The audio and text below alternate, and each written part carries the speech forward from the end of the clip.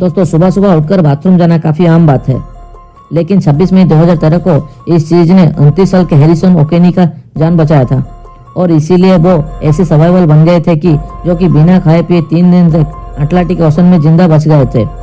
जरा सोचिए दोस्तों, 3 दिन तक समुद्र में बिना खाए पिए कैसे बचा होगा यह बंदा। तो वीडियो को बिल्कुल भी स्किप मत करना। चलिए वीडियो को शुरू करते हैं। दरअसल बात यह कि अटलांटिक ओशन के द गल्फ ऑफ गिनी में कई जगह पर बहुत सारे पेट्रोलियम भरा पड़ा है और इसी वजह से यहाँ पर लगातार पेट्रोल निकालने का काम चलता रहता है, जिसकी वजह से यहाँ पर कई सारे शिप का आना जाना लगा रहता है। और इसी तरह 26 मई 2013 को इसी जगह से लगभग 20 माइल की दूरी पर नाइजीरिया में एक ऑयल टैंकर के साथ 3 टॉर बोट जा रही थी। तभी सुबह के 5 बजे जैक्सन 4 नाम के टॉर बोट में तेज लहरों के कारण समुद्र में डूब जाता है। ऐसे में जब ये जहाज डूबा तो इसके अंदर जो क्रू मेंबर थे उनको लॉक खोल के बाहर आने में टाइम लग रहा था, क्योंकि यहाँ पर समुद्र लुटेरे का खतरा होने के कारण वो क्रू मेंबर अपने आप को लॉक करके सो रहे थे। हालांकि हैरिसन अपने रूम से बाहर बाथरूम में थे और फिर जैसे जैसे बोट डूबने लगा और बोट के अंदर जब पानी भरने लगा तब जाके क्रू मेंबर को पता चला कि बोट डूब रही है। और जब तक वो लोग बाहर निकल पाते बोट पूरी तरह से समुद्र में डूब गया था। लेकिन जब बोट डूबा तो हैरिसन को पहले ही पता चल गया, लेकिन हैरिसन बाथरूम से निकल नहीं पा रहे थे, क्योंकि पानी का दबाव ज़्यादा होने के कारण वो बाथरूम का डोर नहीं खोल पाए।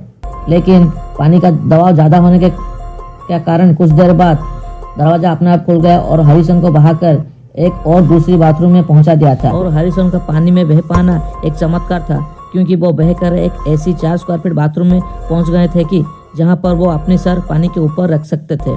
और दोस्तों दिलचस्प बात यह है कि उस बाथरूम का दरवाज़ा अपने आप ही लॉक हो गया था और जिसकी वजह से और ज़्यादा पानी वहां पर घुस नहीं पाया।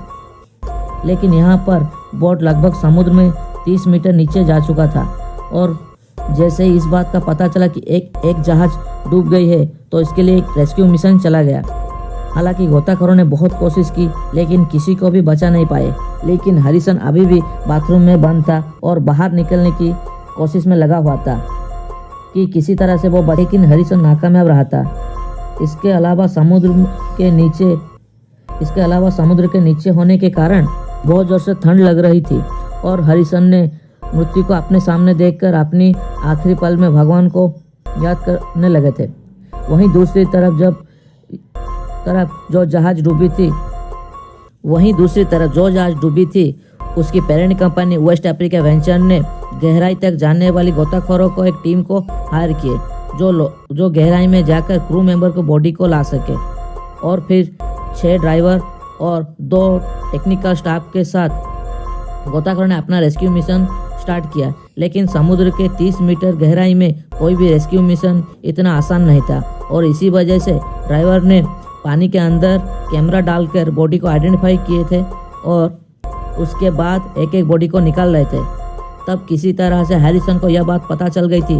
तब हैरिसन ने बाथरूम के दरवाजे को जोर जोर से पीटना चालू कर दिए थे कि कोई गोताखोर उनकी आवाज़ सुन सके और उनको वहां से रेस्क्यू कर पाए। हालांकि 3 दिन तक ना खाए ना पिए होने के कारण हैरिसन का हाथ भी काम नहीं कर रहा था, लेकिन उसे यह पता था कि अगर अभी एक्टिव नहीं हुआ तो वो यहाँ से कभी नहीं निकल पाएगा। तो इसीलिए हैरिसन ने अपनी बची हुई ताकत को एकजुट करके दरवाजे को जोर जोर से पीटने लगा और किसी तरह से ड्राइवर को यह बात पता चल गई कि कोई क्रू मेंबर अभी जीवित है। लेकिन गोताखोरों को यह बात यकीन नहीं हो रहा था कि कोई अभी तक कैसे बच सकता है। लेकिन ड्राइवर ने जब जहाज को अच्छी तरह से देखा तो हैरिसन को उनको मिल गए। हैरिसन को जहाज में फंसे हुए लगभग 60 घंटे से भी ऊपर का वक्त हो चुका था। तो उन्होंने सबसे पहले उनको ऑक्सीजन मास्क पहनाया और उन्हें ऊपर लाया गया। फाइनली 28 मई 2013 को हैरिसन मौत को मात देकर अपनी जान बचाने में कामयाब रहे। लेकिन हैरिसन को जान बचने के बाद भी कई रातों तक पानी में डूबने का सपना आता था। लेकिन हैरिसन जब जहाज में फंसे थे उन्होंने गॉड से प्रे किया था कि अगर वो इस जहाज से निकल गए तो वो कभी भी समुद्र में वापस नहीं आएंगे। इसलिए उन्होंने कुकिंग की जॉब की और अभी तक वो वही जॉब कर रहे हैं। तो आपको हैरिसन को यह कहानी कैसी लगी कमेंट बॉक्स में कमेंट कीजिए और ऐसे ही अमेजिंग फैक्ट्स चैनल को सब्सक्राइब कीजिए।